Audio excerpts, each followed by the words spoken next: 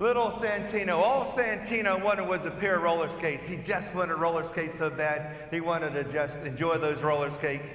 He asked his mom and dad, and they said, look, Santino, if you save your money, you get enough money for roller skates, we'll take you to the store one day and buy you those roller skates. Okay, great. Well, Santino was watching every penny, every dollar he got, and he kept saving his money, and finally one day went to his parents and he said, Mom, Dad, guess what? I have enough money for those roller skates. Will you take me to the store? Sure, they said. So they all went off to the store, and they purchased the roller skates, and they got back from the store, and Dad pulls his car into the garage, and Santino's so excited, he jumps out of the car. He goes out to the driveway, and the driveway had a little slant to it. So Santino takes off his shoes, and he puts on his roller skates, and he stands up. He's really excited about these roller skates. He puts his legs together, and then he starts down the driveway. He goes about 2 feet, and something went wrong. His legs started to separate further and further and further. Then all of a sudden, he couldn't stand erect anymore. He fell down on his backside. Well, Santino just sat there for a couple seconds, and he got up and dusted his pants off, and a little wobbly, a little timid, but he eyes up that driveway, and he puts his legs back together, and he starts down the driveway again. This time he goes about 4 feet. Everything's going really good, but his legs begin to separate even more. So far apart, he just couldn't stand erect, and he fell backward again on his backside. Santino picks himself up and walks out, dusts off his pants, and he's a little wobbly right now. He's really timid at this point, but he wants to roller skate, so he eyes up that driveway. He puts his legs back together so he has good form. He starts back down the driveway. This time he goes about 5 feet, and all of a sudden, his legs begin to separate even more. He couldn't stand erect. He fell right on his backside. And his father walked over to him and said, Santino, do yourself a favor. Take those skates off before you really get yourself hurt. And Santino said to his dad, no, Dad, I didn't buy these skates to learn how to quit. I bought these skates to learn how to skate. You see, Santino was right. So often that is true in life. Whatever you want in life to become, whatever you're trying to accomplish, it takes sacrifice, it takes sweat, it takes blood, it takes tears, it takes pain. If you say to yourself, I want to become a skater, or I want to become a teacher, then all of a sudden you find out there's work involved. You might say to yourself, I didn't know how to do anything. And then you'll walk away from your dream. You'll give up. No, that turns out to be the key point of today's gospel reading. The gospel comes out of the 15th chapter of Matthew, verses 21 to 28. In today's gospel reading, there are 2 featured characters. Jesus, as usual, he's nearly in every gospel reading. And then there's this Canaanite woman. Now, as we travel through the gospel, we want to look at it, the tenacity, the persistence of this Canaanite woman. Is she going to get what she claims she really wants? Or is her desire just veneer thin? Now, let's take a look at verse 21, 22, and 23a, which is the first part of the 23rd verse, 15th chapter of Matthew. It says, at that time Jesus withdrew to the region of Tyre and Sidon. And behold, a Canaanite woman of that district came and called out, have pity on me, Lord, Son of David. My daughter is tormented by a demon. But Jesus did not say a word in answer to her. You see that response? Jesus doesn't say a word. Now the Canaanite woman said to herself, I'm not going to take his no response as the only response, as the absolute response. I'm not sure why he didn't respond to me. I reached out to Jesus because he's the man with compassion. I thought he could do this. But she doesn't say this. She doesn't say to herself, well, I tried. My daughter's tormented by a demon. I went to Jesus. He doesn't answer me. And oh, well, at least I tried. And she walks away. And she doesn't do that because she has a daughter that is tormented. And she said to herself, for some reason, he didn't respond this time, but this is what I really want. I need my daughter to be healed of this demon. So do I give up or do I try again? How often in life we give up too early.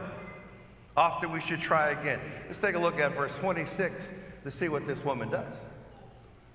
But the woman, that is again that Canaanite woman, came and did Jesus homage, saying, Lord, help me. Now check out this answer. Second half of the 26th verse. He, that Jesus, let's go back one, guys. He, Jesus, said in reply, it is not right to take the food of the children and throw it to the dogs. Look at that answer. What kind of answer is that when she said, Lord, help me? Is that an answer? Well, that's not a yes, that's not a no. Now, the Canaanite woman said to herself, I have no idea what that response means, but all I know is this. It's not a yes, it's not a no. I need something, and I don't understand what that is. That's really definitely convoluted. I'm not going to accept that convoluted response as the response Jesus is going to give me. What is Jesus doing? He's testing her tenacity. Is she working out of emotion? Is her desire something she really wants? Or is it just superficial? Well, she says to herself, I'm not going to walk away. My daughter's tormented. I got to get help for my daughter. I believe Jesus is the one that can do it. So she doesn't run off. She doesn't say to her daughter, look, I tried twice. That's your problem. I'm walking away. What does she do? Let's take a look at verse 27 and 28 to see what she does.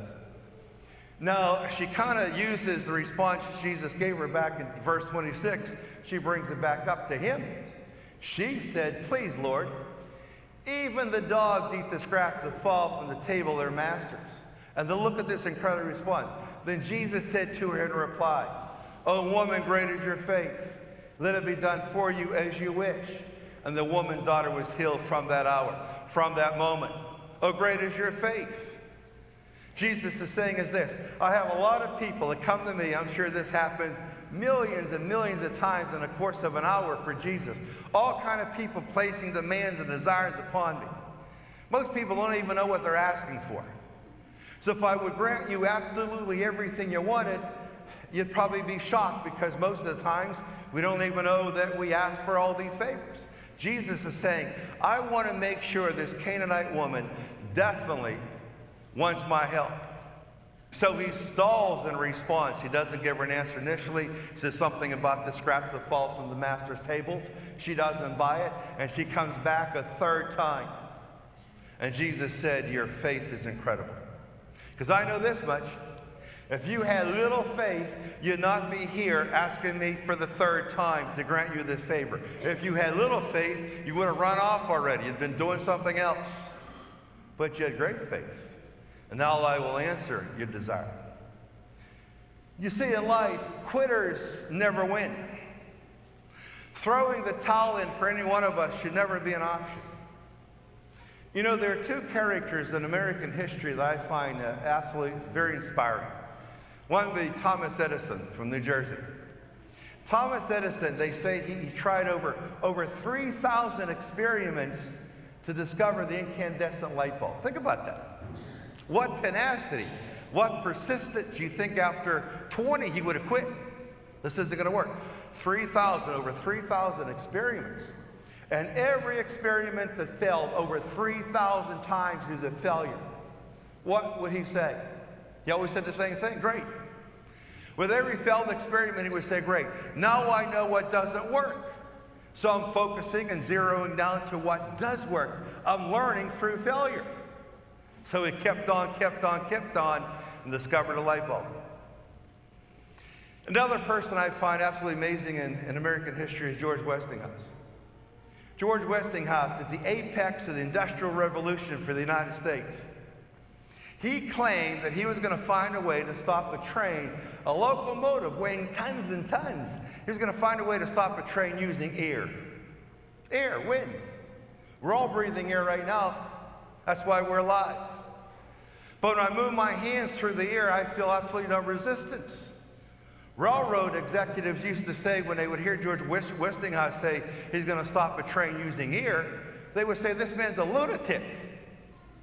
Some executives said George Westinghouse should be locked up.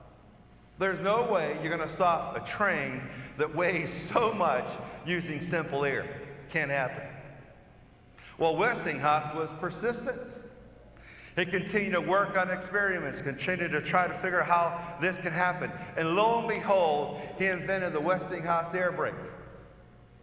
The Westinghouse air brake that literally employed thousands and thousands of people in Pittsburgh. And it made George Westinghouse millions and millions of dollars. Why? Because he didn't give up. When they looked at his lunacy and tried to lock him up, George Westinghouse said, just watch.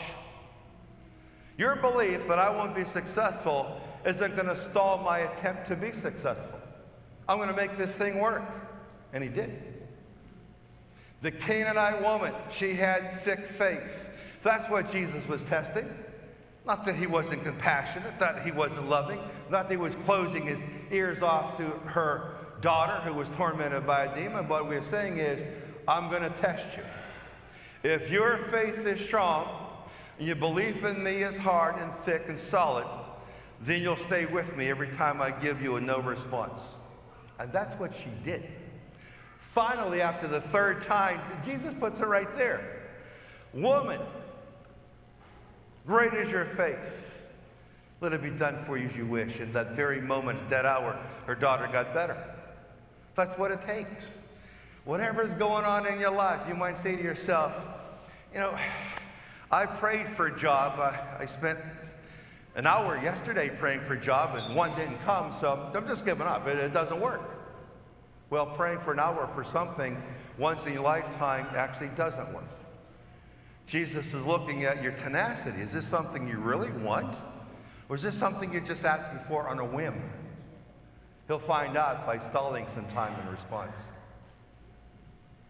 So I leave you with this. It's somewhat philosophical, but I think what Santino said to his father makes so much sense when you think about it, because I think this is a critical moment for our lives, especially if you're trying to achieve and accomplish something and you're not willing to put sacrifice, work, and effort into it. It's not going to be yours. It's really that clear. After Santino fell 3 times trying on these roller skates, his father said, son, Santino, take those roller skates off before you really get hurt. And Santino said this, Dad, I didn't buy these roller skates to learn how to quit. I bought these roller skates to learn how to skate.